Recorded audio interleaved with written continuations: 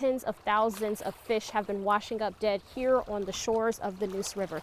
Then he shot them and then drove off here on Willie Measley Road. For example, be sure to remove valuables like navigation systems and packages from your car before you go in the house. Dave, I didn't leave you out. I drew you a picture too. I would have to be 21 years of age to be able to purchase a cigarette, but if I wanted to pack up some kids in this car and smoke in it, there's no law stopping me. And if you'd like to help species of birds like this, you can put out bird feeders in your yard, but be sure you get the correct kind of food. Though more than 60 million Americans own dogs, most aren't sure how to react when it comes to snake bites, according to vets. Even if you don't win, you still get hot glazed Krispy Kreme donuts. Yeah, everyone gets that donut. Absolutely, they're delicious. I had one, not that I need one in this dress. And Moore will be able to forever cherish his memories through these pictures. Sharon, I'm still trying to find the perfect costume myself. Sharon, let me tell you, there's no one more excited about lower gas prices than I am. But for those traveling for Labor Day weekend, it may motivate you even more to fill up those tanks. In 2019, we are still having many firsts.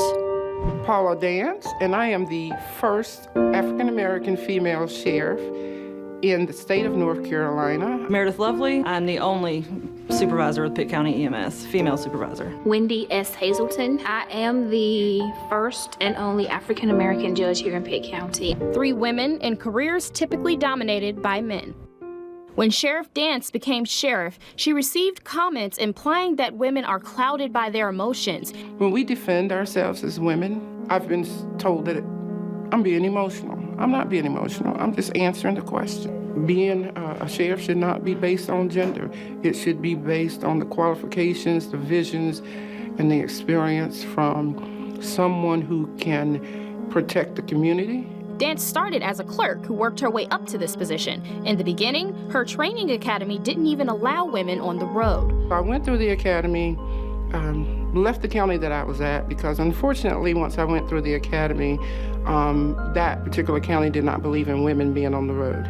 Judge Hazelton received advice that could have changed her career path when she decided to go to law school following her brother's passing. The response from a school guidance counselor took her by surprise. She told me, oh, don't worry about that. You have really good organizational skills, so you would make a great secretary. According to the Bureau of Justice Statistics, less than 15% of women are in law enforcement. The National Association of Women Judges cites that around 35% of judges are women, and only 21% of women account for licensed paramedics, according to the National Registry. Lovely is hoping to help change that. The thrill of it, you know, it can be an exciting career. Just because it's non-traditional, by no means is impossible. Those statistics show that women are in more positions of power and authority than ever. The work isn't over. It is tough. You need thick skin and a short memory. You deal with a lot of things that the general public just couldn't quite imagine. Lovely is also a part of the LGBTQ+ community.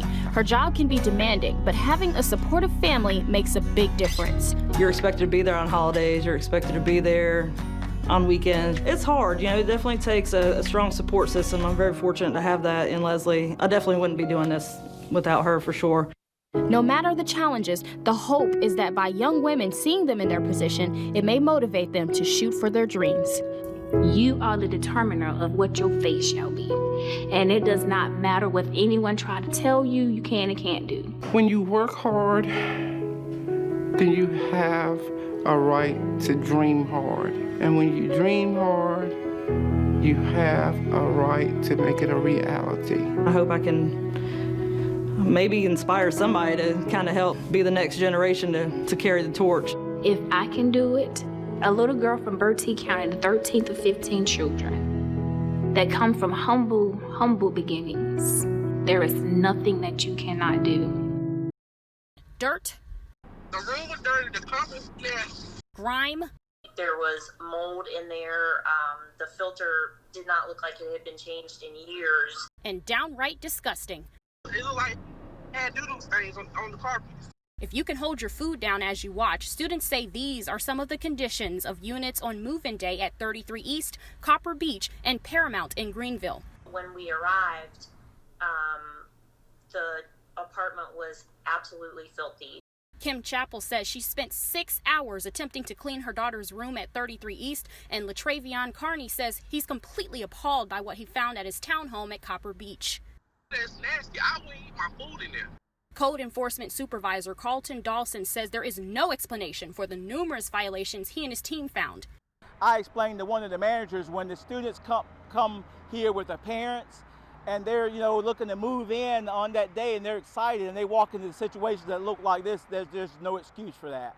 Dawson says of those violations, there were overfilled trash receptors, broken bathroom drains and leakage, and just unsanitary conditions. He promises his team will get them to clean up their act.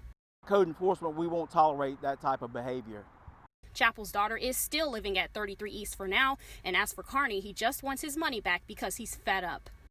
Shut that down. That's all I gotta say. What started as a sewing business for crafting memories has now turned into a complete mask-making assembly line. Anybody that we can help, we're sending them, even if they don't ask for them. Seamstress Shirley White with Pocosin Threads in Windsor says they shared the masks they used to protect themselves while working on social media, then started to get requests from the medical industry. We posted on Facebook, and it kind of blossomed from there, and it grew, and it grew, and it's still growing. PPE, or personal protective equipment shortages, have become a national problem, according to the CDC. Even in Pitt County, Emergency Management Director Randy Gentry says they've started a drop box for people to donate supplies. Any kind of help we can get from the community would be much appreciated, because we're all in this together. And they're looking for more than just masks. Any kind of cleaning supply, antibacterial, hand sanitizer, bleach, face shields, goggles. White says they've donated masks to hospitals, law enforcement agencies, medical transportation, and more. And they don't do it for the recognition. They do it because they know there's a need, and the requests haven't stopped. We've currently donated over 200. We currently have requests today of about 75 to 80 more, and the emails are still coming in. Reporting in Greenville, Tresia Bowles, WITN News.